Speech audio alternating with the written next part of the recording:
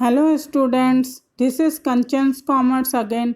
Today we are going to see further points of chapter 4, which is like this. First, effect of transactions on accounting equations. Second, showing A equal to L plus C equation in the balance sheet. Let's see explanation. First point effect of transactions on accounting equations, मतलब लेखांकन समीकरण पर व्यापारिक व्यवहारों का क्या प्रभाव पड़ रहा है। फर्स्ट पॉइंट में हमको यह बताया, मतलब अकाउंटिंग इक्वेशन पे ट्रांजेक्शन्स क्या इफेक्ट डाल रहे हैं। अब यहाँ पर हमें नीचे कुछ एग्जाम्पल दिए हुए, उदाहरण दिए हुए, उनसे हम समझेंगे कि अकाउंटिंग इक्वेशन पे ट्रांजेक्शन्स का क्या इफेक्ट होता है, क्या प्रभाव होता है। फर्स्ट हमको एग्जाम्पल दिया है, a businessman invest cash rupees 60,000 in the business, then the equation will be as under. अब यहाँ पर दिया हुआ है कि एक बिजनेसमैन है, व्यापारी है, जिसने 60,000 रुपीज़ कैश मतलब 60,000 रुपये नगद बिजनेस में लगाए हैं, इन्वेस्ट किए हैं, व्यापार में निवेश किए हैं। तो अब हमारी अकाउंटिंग इक्वेशन क्या रहेगी। तो नीचे हमें सॉल्यूशन दिया हुआ है, cash invested by the businessman rupees 60,000 in the business as a capital.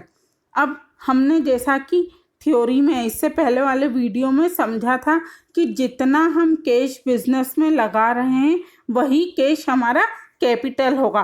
तो सबसे पहले सॉल्यूशन में उन्होंने हमको यही बताया है कि जो 60,000 रुपीज़ बिजनेसमैन ने कैश इन्वेस्ट किया है वो कैपिटल है, बिजनेस के लिए पूंजी है। अब इसे हम अकाउंटिंग इक्वेशन, लेखांकन समीकरण के रूप में देखेंगे। हमारी अकाउंटिंग इक्वेशन है A equal to L plus C, या फिर आप assets equal to liabilities plus capital भी कह सकते हैं। शॉर्ट में A equal to L plus C, ठीक है। अब ए मतलब असेट्स, अब यहाँ पर असेट्स क्या है, कैश है।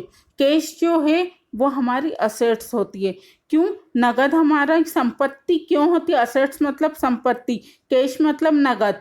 कैश हमारी असेट्स क्यों होती, क्योंकि जितना भी कैश हमारे पास है उस कैश को हम बिजनेस में लगाकर बिजनेस से हम इनकम करते हैं, पैसा कमाते हैं, इसलिए कैश जो है वो असेट संपत्ति कहलाती है। तो अब हम ए इक्वल टू एल प्लस सी को कैसे लिखेंगे। कैश ब्रैकेट में हमने असेट्स लिख दिया क्योंकि कैश असेट्स है, equal to liabilities plus capital. अब हमको ऊपर एग्जाम्पल में क्या दिया है कि बिजनेसमैन ने 60,000 रुपीज़ कैश लगाया, तो हमने कैश के नीचे 60,000 रुपीज़ लिख दिया, इक्वल टू का साइन वैसे ही रहने दिया।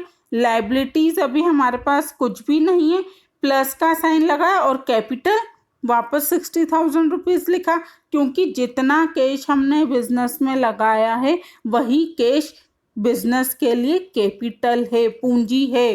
कैपिटल मतलब पूंजी, कैश मतलब नगद। तो अब हमारी जो अकाउंटिंग इक्वेशन है A equal to L plus सी वो बराबर हो गई। 60,000 इक्वल टू लाइबिलिटी हमारे पास कुछ भी नहीं है, प्लस कैपिटल 60,000, मतलब 60,000 इक्वल टू 60,000।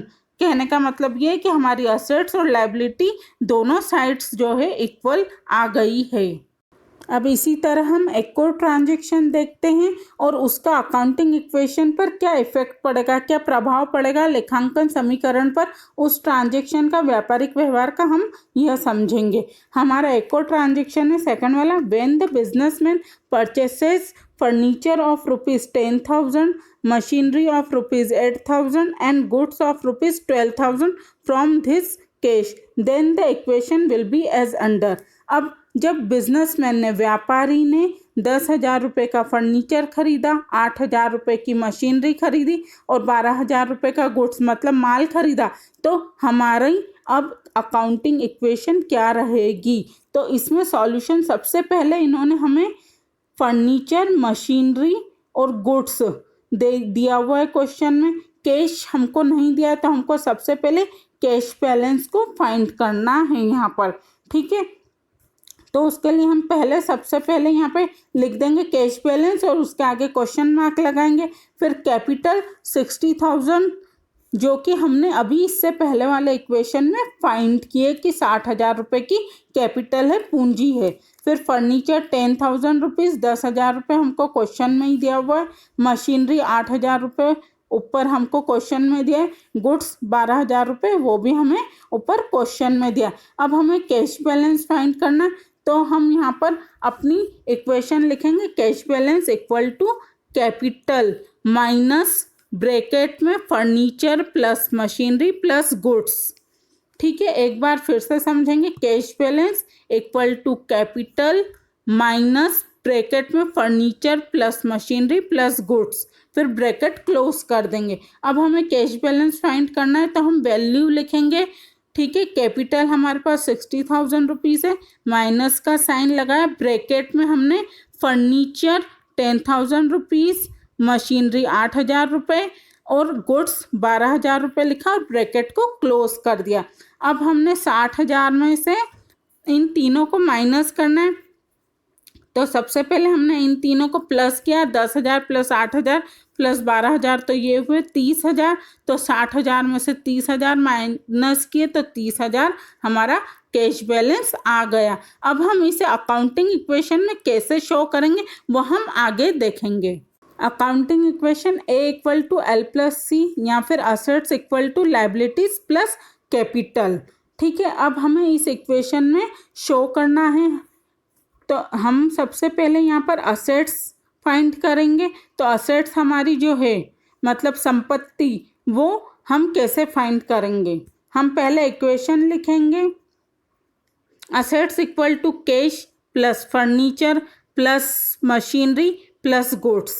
अब हमें असेट्स फाइंड करनी है, उसके लिए हमने इक्वेशन लिख दी है कि assets equal to cash plus furniture plus machinery plus goods. अब हम वैल्यू पुट करेंगे। असेट्स इक्वल टू कैश 30,000 जो अभी हमने ऊपर फाइंड किया, ऊपर हमने कैलकुलेट किया है, फिर प्लस फर्नीचर 10,000 रुपये हमें क्वेश्चन में दिया था, मशीनरी 8,000 रुपये ये भी हमें ऊपर क्वेश्चन में दिया था, प्लस गुड्स 12,000 रुपये ये भी हमें ऊपर क्वेश्चन में दिया हुआ था। अब हमने 30,000 प्लस 10,000 प्लस 8,000 प्लस 12,000 चारों को प्लस किया तो 60,000 हमारी असेट्स आ गई। और अब हमारे पास कैपिटल भी 60,000 रुपीज़ है, जो हमने पहली वाले सम में एग्जाम्पल में 60,000 कैपिटल फाइंड की थी, कैलकुलेट की थी।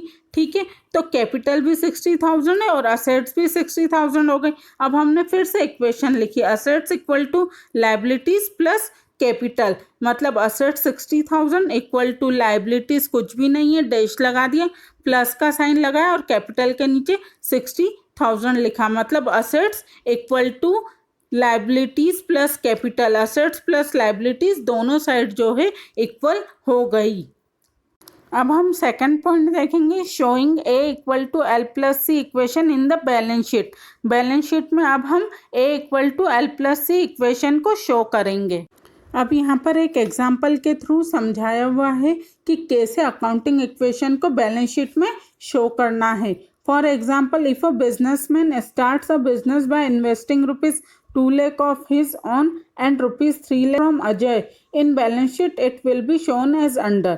अब यहाँ पर जो हमें एग्जाम्पल दिया है वो दिया हुआ है कि एक बिजनेसमैन ने, व्यापारी ने बिजनेस स्टार्ट किया, व्यापार शुरू किया, 2 लाख रुपए खुद के पास से लगाकर और 3 लाख रुपए अपने दोस्त अजय से कर्जा लेकर। अब हम इसे बैलेंस शीट में कैसे शो करेंगे, तो सबसे पहले हमें नीचे बैलेंस शीट बनाई हुई दी है, लाइबिलिटीज अमाउंट, असेट्स अमाउंट मतलब दायित्व, फिर राशि, असेट्स मतलब संपत्ति, फिर राशि, राशि मतलब अमाउंट। अब यहाँ पे लाइबिलिटीज में हमने अजयज लोन, क्योंकि लोन जो होता है वो लाइबिलिटी होती है, दायित्व होता है, इसलिए लाइबिलिटी साइड पर अजयज लोन लिखा हमने 3 लाख। फिर कैपिटल भी लाइबिलिटी होती है तो कैपिटल 2 लाख रुपीज़ लिख दिया, दोनों को प्लस किया तो 5 लाख रुपए की लाइबिलिटीज हो गई। अब असेट साइड पर हमें उन्होंने कुछ भी नहीं दिया था, सिर्फ ये बताया है कि बिजनेसमैन ने कैश लगाया है कैपिटल के रूप में, तो वो कैश कितना हुआ, 3 लाख प्लस 2 लाख, कैश ₹5 लाख, मतलब जितनी असेट्स है उतनी ही लाइबिलिटीज और कैपिटल है। या फिर ऐसे भी कह सकते हैं जितनी लाइबिलिटीज और कैपिटल है उतना ही कैश है। इसी तरह से हमारी बैलेंस शीट की दोनों साइड, लाइबिलिटीज और असेट साइड इक्वल हो गई, बराबर हो गई, दोनों तरफ टोटल 5 लाख एक जैसी आ गई। अब हमें इसे अकाउंटिंग इक्वेशन में शो करना है। Accounting equation A equal to L plus C दी हुई है। अब असेट्स हमारे पास कैश है इक्वल टू लायबिलिटी हमारे पास अजयस लोन प्लस कैपिटल। अब कैश हमारे पास 5 लाख रुपए है इक्वल टू अजयस लोन यानी अजय से लिया हुआ लोन 3 लाख रुपए है प्लस कैपिटल 2 लाख रुपए। तो कैश वैसा का वैसा ही 5 लाख रुपए लिखवाएगा, फिर इक्वल टू हमारा 3 लाख प्लस 2 लाख 5 लाख हमारा आंसर आ गया। मतलब असेट्स और लायबिलिटी साइड दोनों एक जैसी आ गई, इक्वल आ गई, बराबर हो गई। स्टूडेंट्स आई होप आपको ये पॉइंट समझ में आ गए होंगे। अब नेक्स्ट वीडियो में आगे के पॉइंट्स के साथ मिलूंगी। Like share and subscribe my channel. Thank you.